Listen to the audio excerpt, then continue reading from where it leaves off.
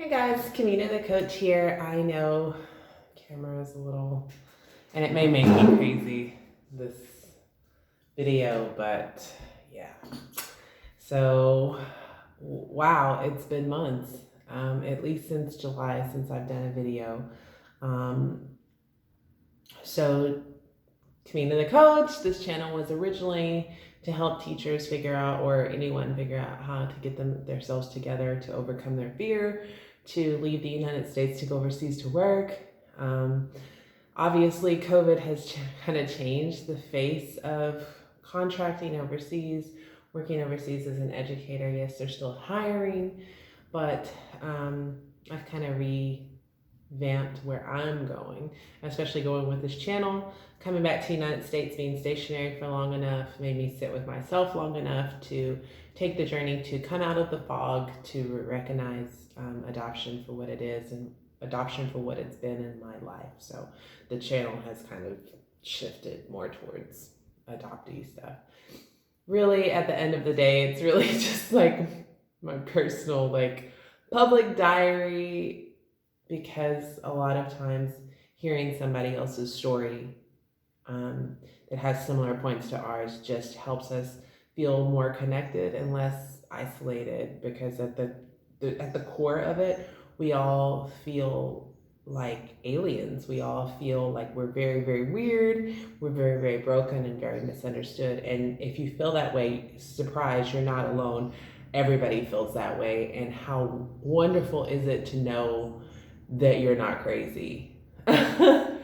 um, no one escaped childhood unscathed.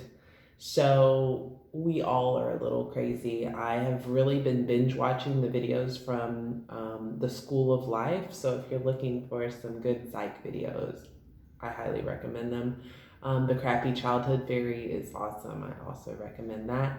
I also highly, highly recommend finding an adoption-informed therapist, which is easier said than done, and also finding trauma-informed therapists. I'm looking at a gnat. That's what my eyes are. Trauma-informed therapist.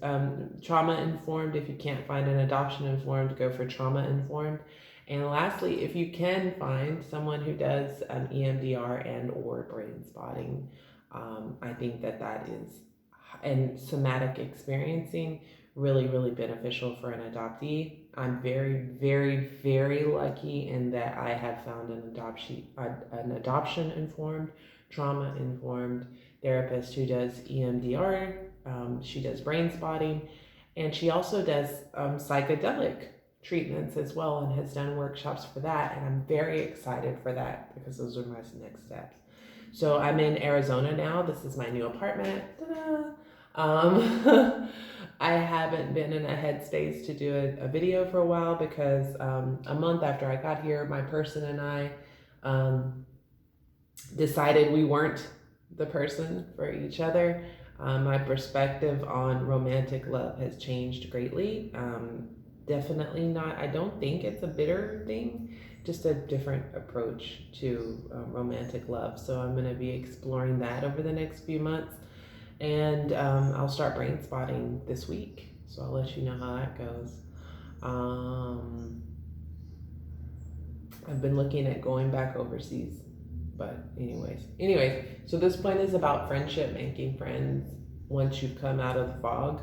And especially I'm biracial, I'm a biracial person who identifies as Black. I'm half Black and half Italian. So I'm half African American and I'm half Sicilian Italian. And I identify as Black. I am a transracial adoptee, meaning I was adopted by a white family. I am a late discovery adoptee, meaning I wasn't told I was adopted. I found out I was adopted when I was 32. So it's a lot of moving parts there. And once I started dealing with my adoption trauma, I recognized that these are things that I feel really, really strongly about. And so here's the problem, right? A lot of times we can agree to disagree, but on topics like these, so topics surrounding white people raising non-white children, topics surrounding being represented in your family, like seeing someone who looks like you, and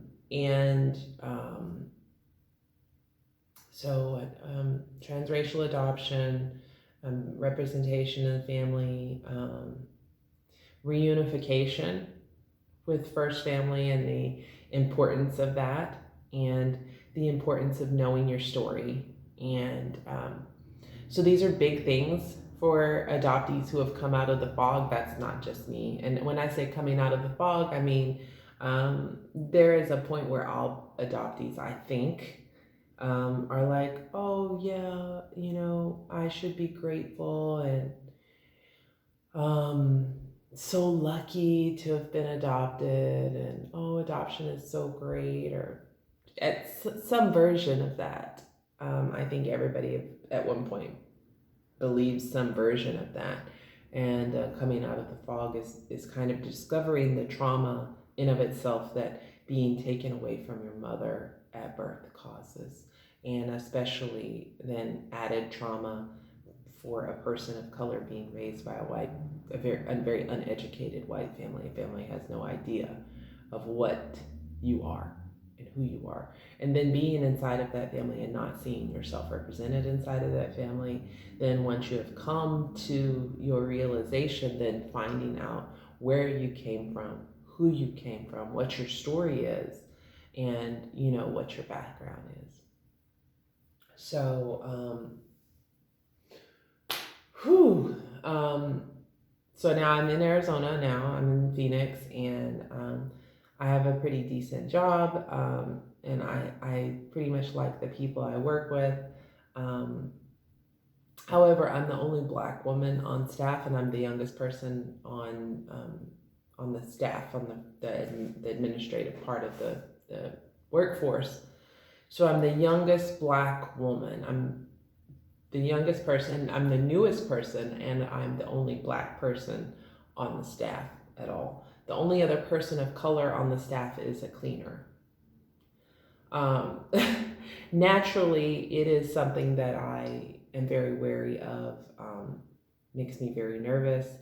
I said it to a couple of different people at the job that are very, very cool outwardly, and I mentioned it to them, and they said, oh, I hadn't even noticed. And why would you?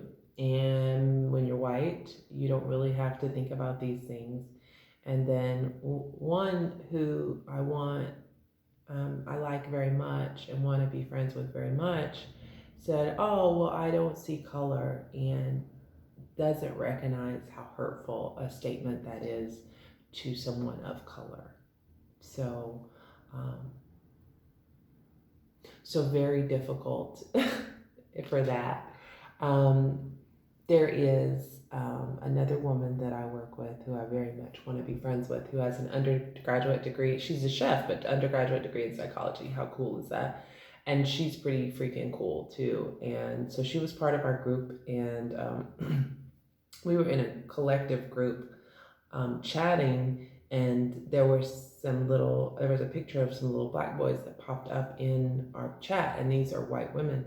And so that to me says that these children are transracially adopted by someone.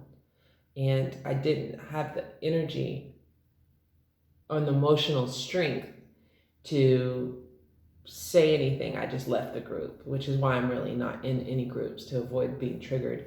And when I finally got the emotional courage to speak with her about it, so they are her nephews being raised by her sister, and they have a Creole nanny, or they had a Creole nanny. They speak Creole. They're very in touch with their roots. They are in touch with their mother. So I'm really thankful for someone raising children. I'm thankful for her recognizing how triggering it was for me.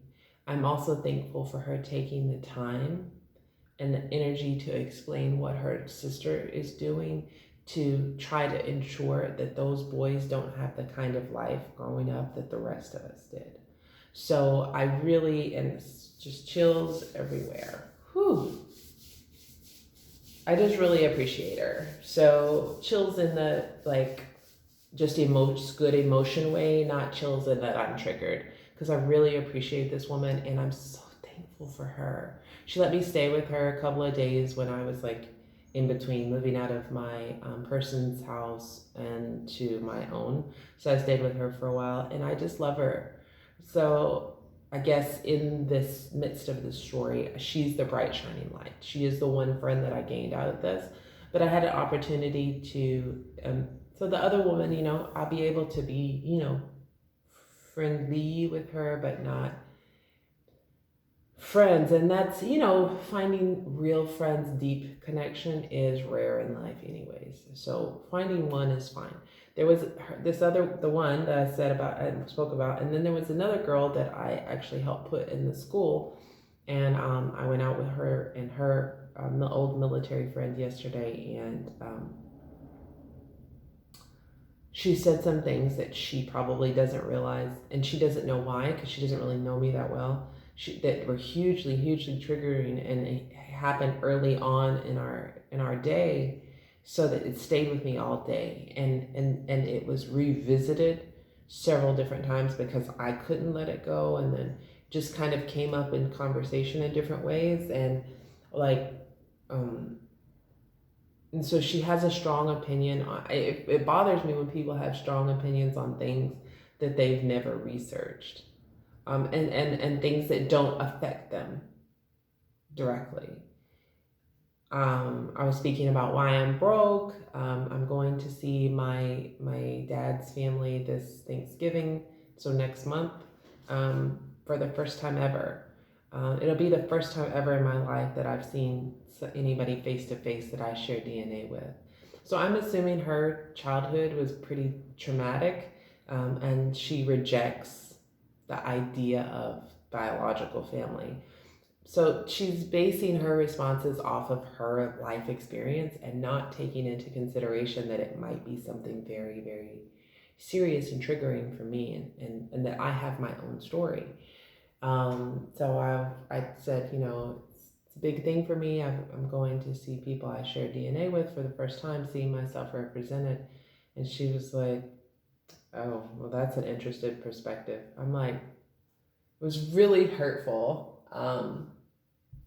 It's still very triggering now. It's very hurtful. It can set the tone for the rest of the day. And we revisited this in some form all day. Then, a little bit later on after that, I said something about, white people raising black children. And she was like, oh, I watched this woman on TikTok who does her little black daughter's hair. And while she's doing her hair, they do positive affirmations. Big fucking whoop.